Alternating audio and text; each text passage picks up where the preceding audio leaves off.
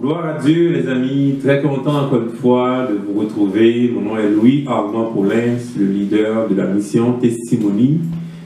Je suis également pasteur. Alors, vraiment très content de vous retrouver encore une fois aujourd'hui. Mes amis de YouTube, je vous salue au nom de Jésus.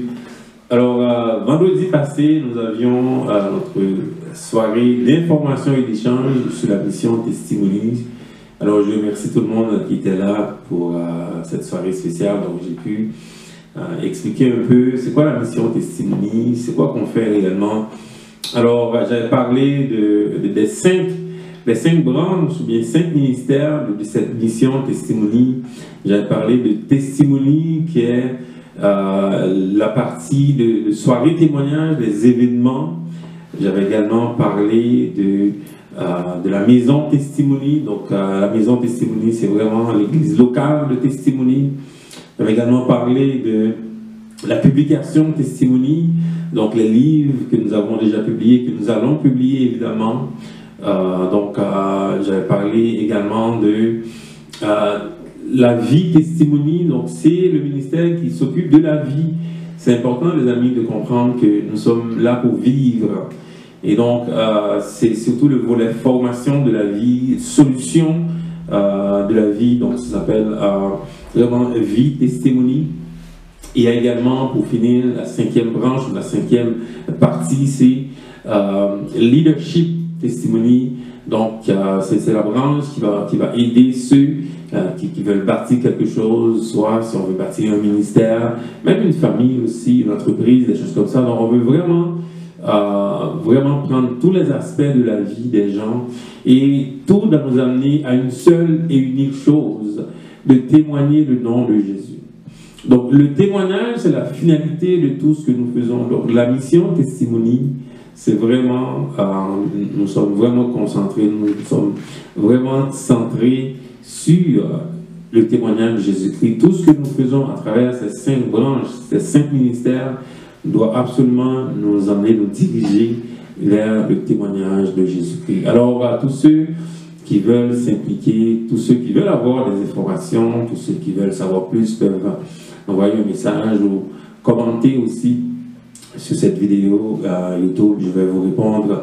Alors, très content, mes amis, maintenant de commencer le message, gloire à Dieu. Mais avant de le faire également, si vous voulez partager le message, c'est important de le faire, et également de vous abonner à notre chaîne YouTube, donc pour qu'on puisse, que vous puissiez recevoir d'autres messages. Prochainement, nous allons faire des capsules vidéo, des petites vidéos d'environ 5 à 10 minutes là, pour aider les gens aussi. Alors, je gloire à Dieu pour tout ça, pour tout ce qui est en train de prendre place dans nos vies.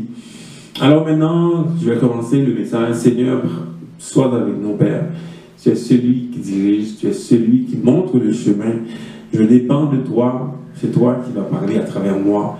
Que ma chair me taise, que toutes les paroles, dès à présent, vont sortir de toi, vont sortir de l'Éternel des armées, qui va parler à travers moi pour aider son peuple. Alors, nous sommes encore dans la série Vivre par la foi. Une série vraiment que Dieu a mise dans mon cœur pour partager avec les amis, le testimony, et avec vous aussi qui regardez à travers YouTube. Série Vivre par la foi. C'est important qu'on parle de vie par la foi. Vie, la foi. C'est pas théorique, parce que souvent, on veut juste apprendre des versets, on veut juste regarder les choses. On regarde des vidéos, on regarde Facebook, on regarde WhatsApp, on regarde. Mais vivre, c'est de faire des choses. Vivre par la foi, c'est vraiment de faire quelque chose pour avoir une réponse, de Dieu. C'est vraiment une série qui va vous pousser à faire des choses, et vous mettre un défi. Moi, je refuse de voir des chrétiens souffrir, des chrétiens tout le temps oppressés par la vie, oppressés par les circonstances, oppressés par l'ennemi. Alors que Jésus est venu dans ce monde, il a payé le prix pour nos péchés, il nous donne le pouvoir et l'autorité de vivre en puissance. Il a même dit dans Jean 10, verset 10, qu'il est venu nous donner la vie abondante. Alors, moi, je refuse de vivre une vie miette, une vie de miettes, une vie primitive. Je refuse. Parce que la parole de Dieu a dit que moi, je dois vivre la vie abondante. Et c'est vraiment dans cette série, nous allons vraiment vous pousser à vivre par la foi. On ne peut plus vivre une vie miette. On lit la Bible, c'est comme si la parole ne fait rien. On est devenu des chrétiens familiers. On est tellement familier avec les choses. On connaît le pasteur, on connaît le mot, on sait qu'est-ce qu'il va dire. Les chrétiens peuvent deviner la parole de Dieu. Ils peuvent deviner ce que le pasteur va dire. C'est incroyable. On est devenu tellement familier. Les gens croient dans beaucoup de concepts. Si on dit aux gens là, ce soir, est-ce que vous allez être sauvés? Ils vont dire oui. C'est un concept, être sauvé. Comment? Ils ne savent pas comment. Est-ce que tu es sauvé? Oui, tu es sauvé. Mais quand il s'agit de faire des choses, quand il s'agit de faire les choses en fonction de la foi, ça c'est autre chose. Si tu dois prier pour quelqu'un, pour que la personne soit guérie d'une maladie, je ne sais pas. Mais pourquoi tu crois dans ce livre? Si tu vois que quelqu'un est en train d'être oppressé par l'ennemi, au lieu de prier pour la personne, pour la délivrer, on la juge. On ne croit pas dans cette parole. Alors c'est vraiment la série là, qui va vraiment pousser les chrétiens à faire quelque chose. Qu'on arrête de regarder la Bible comme un livre théorique, un livre de théologie. On raconte tellement de choses. Les gens là passent beaucoup de temps à discuter des versets bibliques, des doctrines. Alors que ce livre, c'est un livre de vie. Tu dois vivre par la foi. Les choses que ce livre raconte, c'est vraiment des choses qui vont nous délivrer, qui vont permettre que nous puissions vivre la vie abondante. C'est ça, les amis, qu'on doit chercher dans la Bible. Qu'on cherche cette vie et qu'on la témoigne.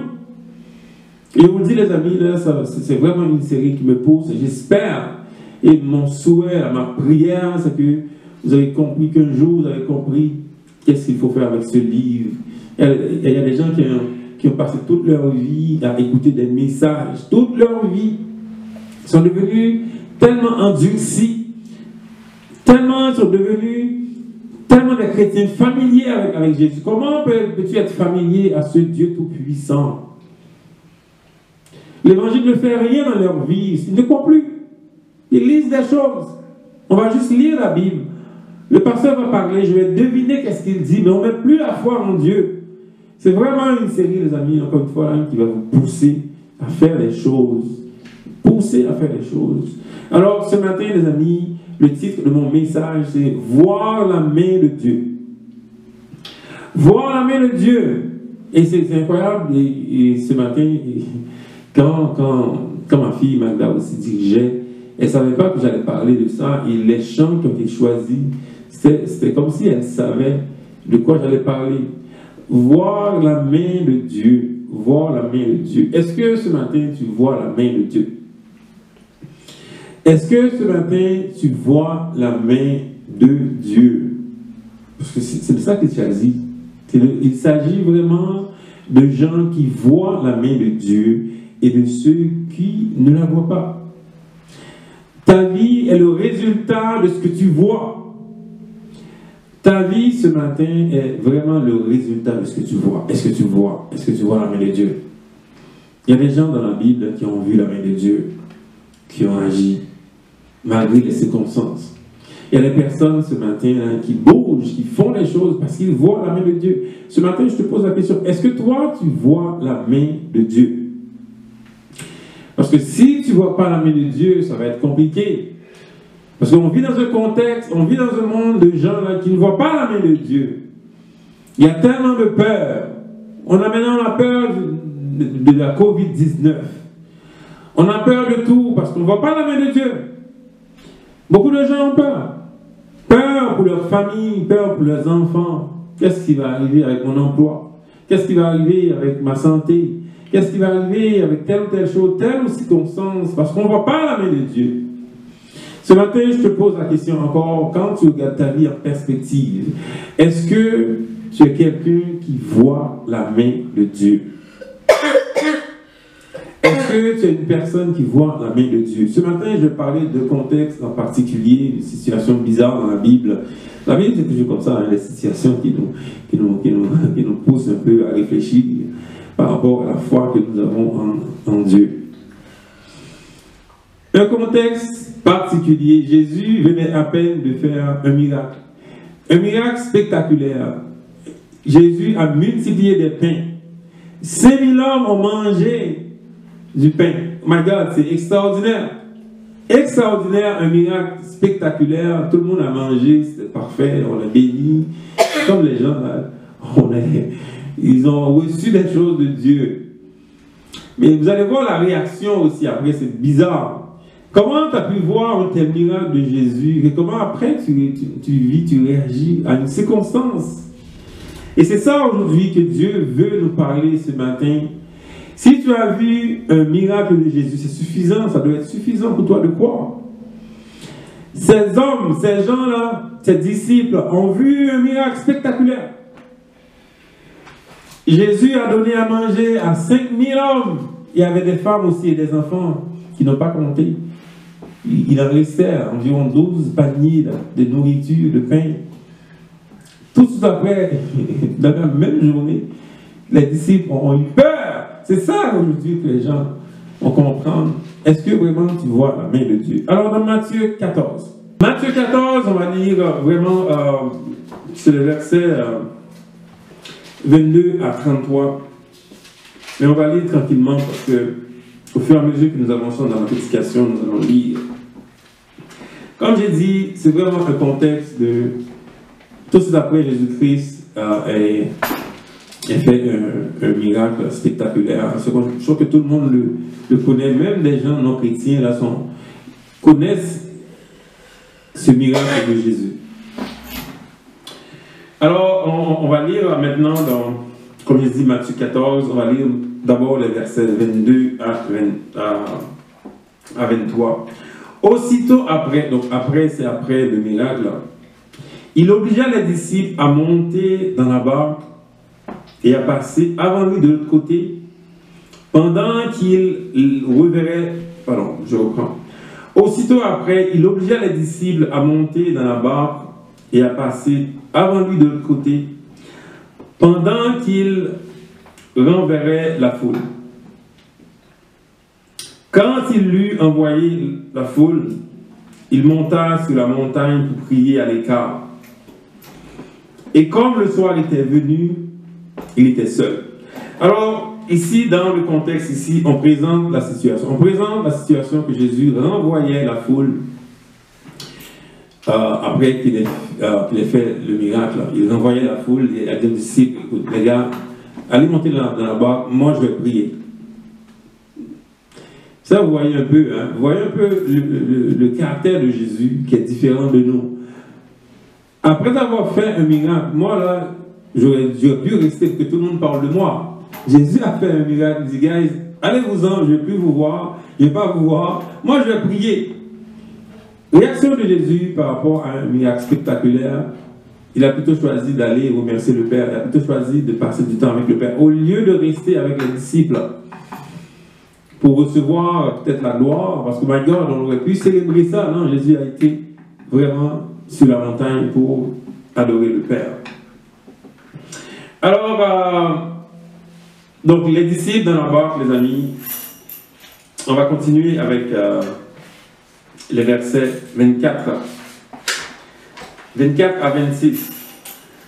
La barque, déjà au milieu de la mer, était battue par les flots, car le vent était contraire. À la 4e veille de la nuit, Jésus alla vers eux, donc vers les disciples, marchant sur la mer. Quand les disciples le virent marcher sur la mer, ils furent troublés et dirent, « C'est un fantôme !» Et dans la frayeur, ils poussent des cris. Voilà, les amis, une circonstance difficile. Une circonstance des disciples dans la barque. Le vent était contraire. Vent contraire, réaction des disciples. Et dans le texte, il est dit qu'ils ont vu Jésus. Ils sont dans une circonstance particulière parce que le vent était contraire. Ils ont vu Jésus. C'est ça que le texte a dit. Et malgré tout, qu'est-ce qu'ils ont dit? Ils ont dit, c'est un fantôme. Les disciples ont laissé une circonstance particulière. Une circonstance d'une mer agitée les fait voir Jésus comme un fantôme. Une circonstance de la vie, aujourd'hui, malgré les disciples Regardez ça. Malgré les disciples ont vu un miracle spectaculaire de Jésus précédemment là. Une circonstance particulière, la mer agitée, ils ont vu Jésus, ils disent, c'est un fantôme. Beaucoup de nous, les amis, aujourd'hui, réagissent exactement comme ces disciples, malgré les miracles que Dieu a fait, malgré les choses que Dieu a fait dans nos vies, malgré que Dieu s'est révélé, malgré qu'il s'est révélé à nous. Une circonstance particulière. On laisse les circonstances dominer sur nous. C'est un fantôme. On vit, oh my God, c'est un fantôme. On ne voit plus Jésus. On ne voit plus la gloire de Dieu. On ne voit plus ce que Dieu fait. On voit les fantômes. Il y a des gens qui vivent, c'est comme s'ils voient les fantômes. Et quand tu vois les fantômes, tu fais quoi? Tu as peur, tu vis dans la peur. Qu'est-ce que tu fais dans la peur? Mais tu fais rien. Il y a beaucoup de monde aujourd'hui qui sont oppressés. Malgré le miracle, malgré la foi qu'ils devraient avoir en Jésus, malgré que Jésus s'est révélé, malgré beaucoup de choses qui se passent. Une circonstance, une mer agitée, et l'ennemi qui essaie de nous oppresser, l'ennemi qui essaie d'oppresser. La peur arrive, on voit quelque chose, on voit un fantôme. Il y a des personnes, oh my God, qui ont peur aujourd'hui. Peur de la vie, malgré que Dieu s'est révélé à eux. Peur, oh my God, on a peur. Parce que on voit des fantômes. Ce matin, dans tes circonstances, c'est quoi tu vois ce matin? C'est ça le titre du message. Voir la main de Dieu. C'est quoi tu vois ce matin dans tes circonstances ce matin? C'est quoi tu vois pendant que la mer est agitée, pendant que les problèmes dans ta famille, avec tes enfants, avec ta femme, ton mari, avec les maladies, les situations, c'est quoi tu vois? Une circonstance dans ta vie aujourd'hui, c'est quoi tu vois? Moi, avec le Seigneur, j'ai vraiment un engagement avec lui, peut-être une alliance, je peux dire aussi avec le Seigneur. J'ai dit, Seigneur, moi je vais te servir tout le reste de ma vie, mais moi je veux voir. Dans les circonstances de ma vie, je veux voir. Je veux voir. Et c'est exactement ça que je fais. Les circonstances que je vis, je vois. C'est important de voir, les amis. C'est important de voir, parce que si tu ne vois pas, tu vas voir c'est un fantôme. Tu vas voir c'est Satan. Il y a beaucoup de gens qui voient seulement Satan. Ils prient à tous les jours. Ils voient Satan. Ils voient un fantôme. Il y a toujours Satan partout. C'est à cause du diable. C'est le diable qui fait tout. C'est le diable. C'est comme s'ils adorent Satan. C'est comme si Satan a un pouvoir sur eux. Ils voient Satan. Dans les circonstances, tout le temps, il parle de l'ennemi. Tout le temps, constamment en train de parler de l'ennemi. La Bible ne révèle pas. La Bible révèle Jésus-Christ, les amis. Il y a une partie que le Seigneur a laissée un peu pour l'ennemi, mais Dieu a pris son temps pour se révéler. La Bible révèle Jésus. Il révèle le Seigneur. La Bible révèle Jésus. C'est important, les amis, dans les circonstances, de chercher la main de Dieu, de chercher Dieu. Les disciples ont eu peur. Les disciples ont laissé la mer agitée, détourner leur attention, détourner leur regard. Ils ont vu Jésus, mais ils voient un fantôme. C'est tellement bizarre comme contexte. C'est tellement bizarre comme réaction. Comment tu peux voir Jésus et tu vois un fantôme en même temps? Le problème, c'est que tu laisses ta circonstance, tu laisses ton problème dominer sur toi. Ils laissent la mer agitée déterminer leurs pensées. Il y a des gens qui laissent les circonstances déterminer leurs pensées, leurs réactions. Même s'ils parlent de Jésus, même s'ils voient Jésus, mais ils voient un fantôme. Leur vie, c'est une catastrophe. Constamment en train de se plaindre, en train de parler de Satan, en train de parler des circonstances, ils se plaignent tout le temps. Oh my God, c'est à cause de mon âge, c'est à cause de ma couleur de peau, c'est à cause de mon pays, c'est à cause de mes parents, de ma femme, c'est à cause de mes enfants, c'est à cause. On voit juste des fantômes. On laisse les fantômes, on laisse les circonstances dominer. Alors que Jésus a fait des miracles, alors que Jésus s'est montré sur la mer, c'est ça dans le contexte ici, là, Jésus était sur la mer, mais ils l'ont vu. C'est manqué là, il vit Jésus. Et malgré tout, il déclare, c'est un fantôme. Ce matin, le Seigneur te pose la question de ta circonstance, c'est quoi tu vois? C'est quoi tu vois ce matin? Parce que si tu ne vois pas, Alléluia, ça va changer beaucoup de choses. C'est le temps de voir Dieu, de voir la main de Dieu, les amis. Gloire à Dieu, merci Seigneur. Qu'est-ce que tu vois ce matin? Est-ce que tu vois la main de Dieu? Est-ce que tu vois la main de Dieu? Est-ce que tu vois Jésus maintenant? C'est quoi tu fais? C'est quoi ta réaction? Quand tu vois Jésus, c'est quoi ta réaction? Tu peux bien le voir comme les disciples l'ont vu, mais ils ont laissé les circonstances dominer sur eux. Ils ont laissé les problèmes de la vie dominer sur leurs pensées. Ils ont laissé l'ennemi dominer sur eux. Dominer. Et l'ennemi, il est content de dominer. Il est content parce qu'il voit que même si tu dis que tu as la foi en Dieu, mais tu n'as pas vraiment la foi en Dieu. Moi, il y avait une situation particulière, je me souviens. C'était vraiment particulière parce que j'avais lancé la première soirée témoignage, c'était en décembre 2017. Puis à un moment donné, j'avais tellement peur, j'avais commencé à avoir peur. C'est fou un peu là, c'était vraiment la peur. Terrible. J'étais dans la voiture, j'avais peur. Je conduisais, my God, la peur. Dans le métro, j'avais peur. Je vous le dis là, j'avais tellement peur. Je dis, oh my God, qu'est-ce que je vais faire? Je marchais, j'avais peur.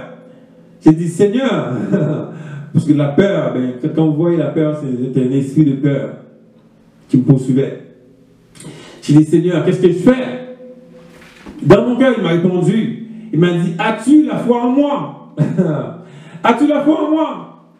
Et c'est ça qui a enlevé cette peur. Et depuis lors, alléluia, j'ai absolument aucune peur. Même si je dors ici dans cette maison, hein, que la maison explose, j'ai absolument aucune peur. Parce que le Seigneur a enlevé ma peur. Pourquoi? Il m'a demandé, est-ce que tu as la foi en moi? Parce qu'il sait que j'ai la foi en lui. Alors aujourd'hui, est-ce que aujourd'hui, tu vis dans la peur? Une circonstance, tu as peur. Tu as peur de quoi? Alors que tu as vu la gloire de Dieu, tu as vu un miracle. Pourquoi tu as peur? Pourquoi tu as peur? Tu vois un fantôme? Quel fantôme? Il n'y a pas de fantôme. Voir la main de Dieu, les amis. C'est ça le contexte aujourd'hui pour nous. Est-ce que nous voyons la main de Dieu? On va continuer encore dans le même texte, dans le texte, je dis, de Matthieu. Matthieu 14, nous allons lire maintenant les versets 27 à 29. Pour ceux qui voient. Alors, dans le cri, parce que les disciples, voyez-vous, criaient, ils ont dit c'est un fantôme. Jésus leur dit aussitôt, rassurez-vous, c'est moi. N'ayez pas peur. C'est ça, Jésus parle là. Rassurez-vous les amis, c'est moi, n'ayez pas peur. Parmi cette gang, parmi ces gens-là, là, il y avait quelqu'un. Pierre, l'apôtre Pierre, le fatigant là. Pierre lui répondit, Seigneur, si c'est toi, voilà, si c'est toi, ordonne que j'aille vers toi sur les eaux. Seigneur, si c'est toi, ordonne que j'aille vers toi sur les eaux. Et il dit, viens. Jésus parle avec Pierre. Viens. Pierre sortit de la barque et marcha sur les eaux pour aller vers Jésus. Alors Jésus a parlé. C'est ça l'important, hein? Parce que Jésus ne parlait pas avant. Les gens, les disciples voyaient. Quand Jésus a parlé, parce que quand Dieu te parle, c'est lui. Là, maintenant, oh my God, il s'est réveillé. Jésus a parlé, il a dit, n'ayez pas peur. Il a parlé, n'ayez pas peur. Là, quand Jésus a dit ça, oh my God, les disciples ont compris. Mais, voyez-vous, dans le contexte, il y a un seul, tout le monde, malgré Jésus a parlé, là, il y en a qui n'ont rien fait. Oh, Pierre a dit, ah, si c'est toi, voilà un disciple qui a compris. Beaucoup de gens ont reçu la parole de Dieu. Beaucoup de gens, là, Dieu leur a parlé, entendu la voix de Dieu. Il y a des gens qui ont entendu beaucoup de voix aussi. Hein. Mais Pierre voulait s'assurer, c'est quelle voix qu'il entend avant même qu'il parte, avant même qu'il décide de faire quelque chose, avant même qu'il décide de marcher aussi. Il a dit, si c'est toi, Jésus. Ce matin, quelle voix que tu entends ce matin? Il y a beaucoup de voix qui peuvent dire, c'est moi, Jésus. Mais cette voix doit prouver, c'est vraiment Jésus. Pierre a dit, si c'est toi, ordonne que je marche, ordonne que je vienne vers toi. Jésus a dit, viens. Aujourd'hui, Si tu as entendu la voix de Dieu, demande à Dieu de confirmer sa voix. Quand il t'a dit de venir, maintenant va, marche, fais quelque chose, bouge. Pour les gens ont entendu la voix de Dieu. Pour les gens, Dieu leur a parlé. Ils savent très bien que c'est Dieu. Ils sont en train encore d'attendre. Mais c'est quoi tu attends? Ils attendent. Ils attendent la réponse de quelqu'un. Ils attendent, c'est un homme qui va décider de ce qu'il doit faire. Il y a beaucoup de frères et sœurs dans l'église qui attendent l'approbation du pasteur pour commencer un ministère. On attend qu'un pasteur dise, oh my God, tu peux commencer. On attend quelqu'un. On attend que les choses soient favorables. Mais tu as entendu la voix de Dieu. Tu as entendu la voix de Dieu. C'est le temps de marcher. C'est le temps de faire quelque chose. Tu as vu la main de Dieu. Tu as vu que Dieu est avec toi. Mais c'est quoi que tu attends? C'est quoi que tu veux de plus? Il t'a dit, c'est moi. Moi, Dieu m'a parlé. Il m'a parlé. Pourquoi je dois attendre? Moi, il y avait des gens qui m'ont dit tellement de choses que je dois attendre. Mais c'est quoi que je dois attendre? Est-ce que j'ai le temps d'attendre?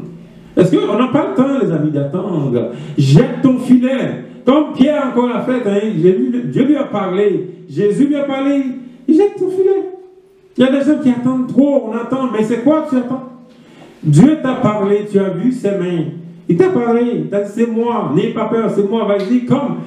Et c'est fou hein, ce que Pierre a fait. Pierre s'est déplacé.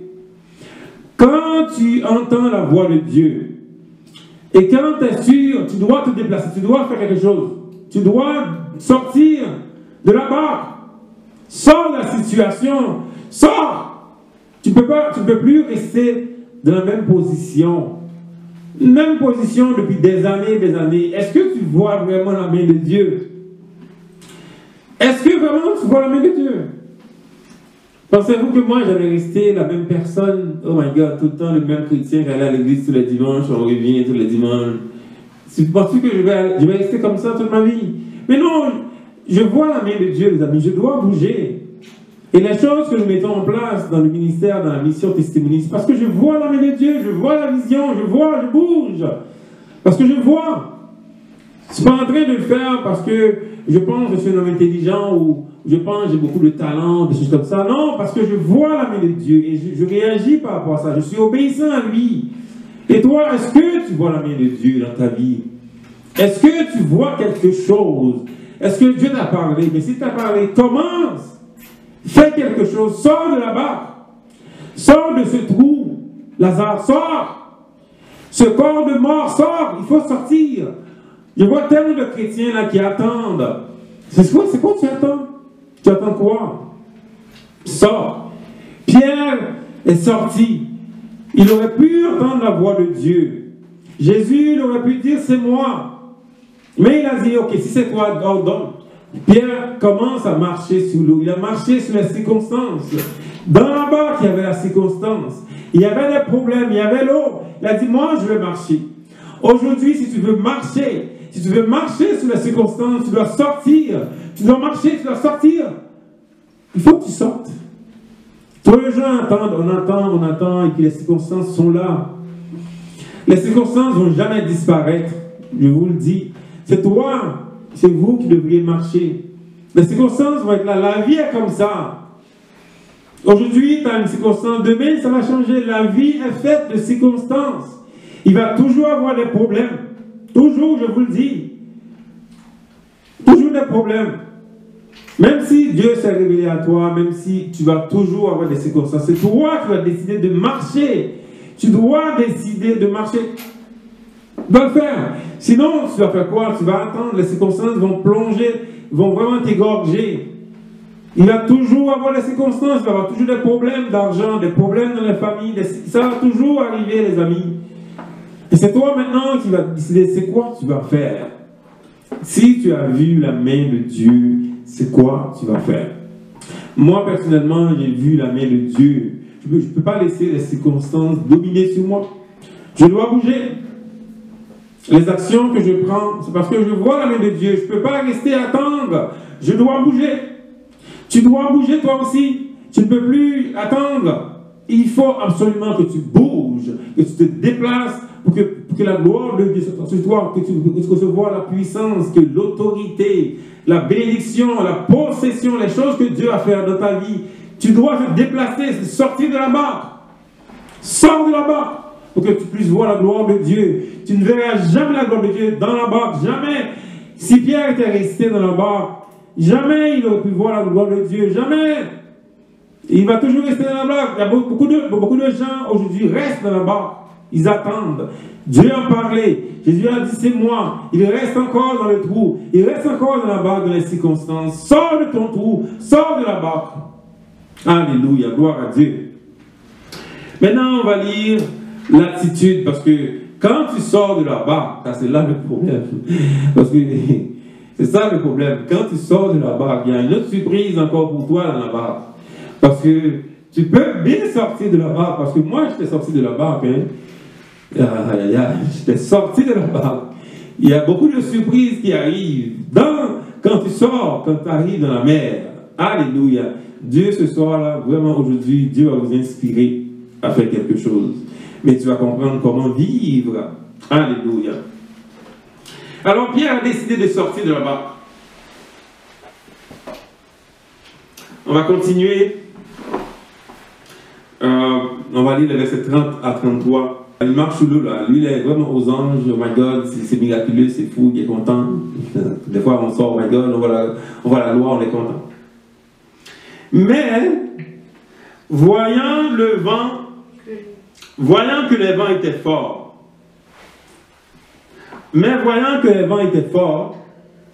il eut peur. La peur, ça revient encore. Et comme il commençait à enfoncer, il s'écria, Seigneur, sauve-moi. Aussitôt Jésus étendit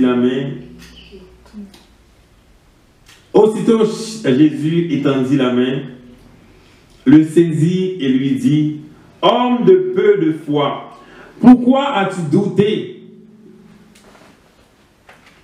Et il monta dans la barque et le vent cessa.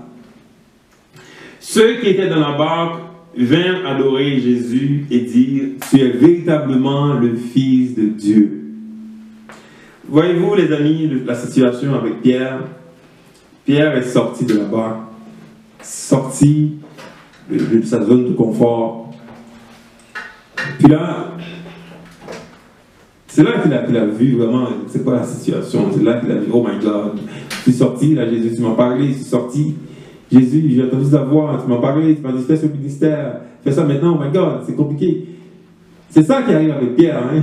Pierre est sorti de son trou, sorti de la barque, sorti de la circonstance, mais quand il est sorti, ça devient plus compliqué, il a eu peur encore. Ça, c'est la vie de beaucoup de personnes. Là. Moi, c'était ma vie aussi. Là. J'ai décidé de faire un ministère pour le Seigneur et c'est là que j'ai eu beaucoup plus de difficultés. C'est ça qui arrive. Hein? Quand on veut faire quelque chose pour le Seigneur, on veut sortir de ce trou, on veut sortir de la barque. C'est là qu'il y a des difficultés. Et c'est là aussi le danger de regarder les difficultés, de regarder, parce que Pierre a eu peur. Malgré Dieu lui a parlé, malgré il a commencé à faire des choses, il est sorti, il a commencé à témoigner, commencé à faire des choses. Et c'est là que l'ennemi est revenu, parce que les circonstances vont toujours revenir.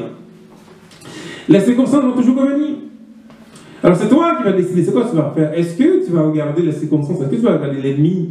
Parce que ce qui arrive, c'est que quand tu as vu la main de Dieu, quand tu commences à bouger, tu deviens une cible pour l'ennemi. Parce qu'il a vu que tu as vu. Il a vu que tu as vu la main de Dieu. C'est là qu'il va tester. C'est là que les circonstances vont revenir pour voir, est-ce que vraiment tu as la foi en Dieu? Est-ce que ce n'est pas juste une émotion? Parce que des fois, c'est une émotion que tu as. Pierre avait une émotion. Pierre était un homme très émotif. Il y avait une émotion, oh my God, je vais faire ça aussi, je vais marcher sous l'eau, oh my God, c'est fascinant. Des fois, on a une émotion par rapport aux choses, on a une grande émotion, tu es touché à l'église, tu as une émotion, oh my God, je vais agir pour le Seigneur. Je vais faire un ministère parce que c'est excitant de faire un ministère. Oh my God, je vois l'eau, je vois la gloire, oh my God, je vais prendre ça aussi, je vais faire. Est-ce que vraiment tu as la foi en Dieu? Ça a été un reproche de Jésus à Pierre, homme de peu de foi.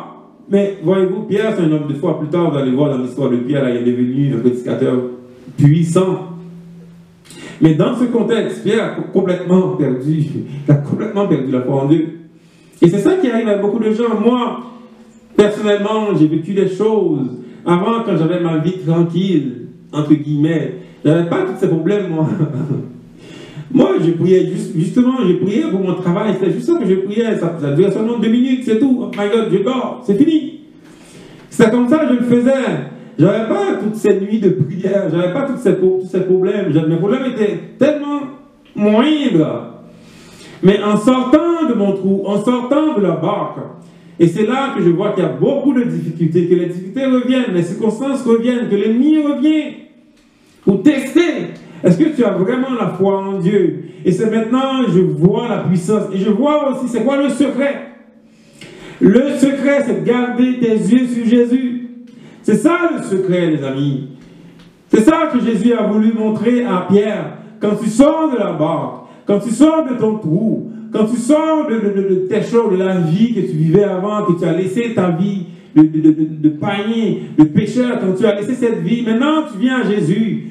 C'est quoi tu fais? Tu gardes tes yeux sur lui. Il va avoir les circonstances, il va avoir des problèmes. L'ennemi va venir pour tester. Est-ce que c'est vraiment tu crois en Jésus?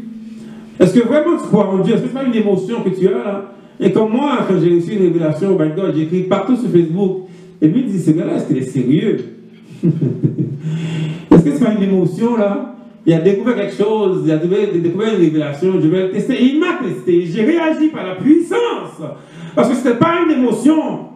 Ce n'était pas une émotion. Parce que moi, j'avais vu la main de Dieu. Ce matin, est-ce que tu vois la main de Dieu? Est-ce que tu vois la main de Dieu ce matin dans ta vie? Est-ce que tu le vois? Mais cherche cette main, cherche la main de Dieu. Et quand tu vois la main de Dieu, garde tes yeux sur lui, sur Jésus. Moi, aujourd'hui, là, je garde mes yeux sur Jésus. Il y a des circonstances, je dis, Seigneur, moi, je veux voir. Je garde mes yeux sur toi. Et je reste avec toi. Et il m'a dit récemment, reste avec moi. C'est vraiment, reste avec moi. Il veut, parce que des fois, je vais bouger. Non, non, tu ne bouges pas. Reste avec moi. Reste avec moi. Et le Seigneur va te guider, toi qui me regardes. Toi qui me regardes sur YouTube, il va te guider. Il va t'amener dans la bonne direction. Mais reste focus. La mer est agitée. Le monde, c'est de la folie aujourd'hui. Les gens disent n'importe quoi. C'est de la folie. C'est le monde est fou. Il y a beaucoup de choses qui bougent. Les gens ne savent pas quoi faire. Il ne faut pas regarder dans ce monde-là, dans la mer agitée, là, c'est tellement agité. Regarde, focus sur Jésus. Il va t'amener dans la bonne direction. Il va t'amener dans la bonne direction. Sois béni ce matin. Que le Dieu de gloire vous bénisse. Bonne journée, bon dimanche. Bye.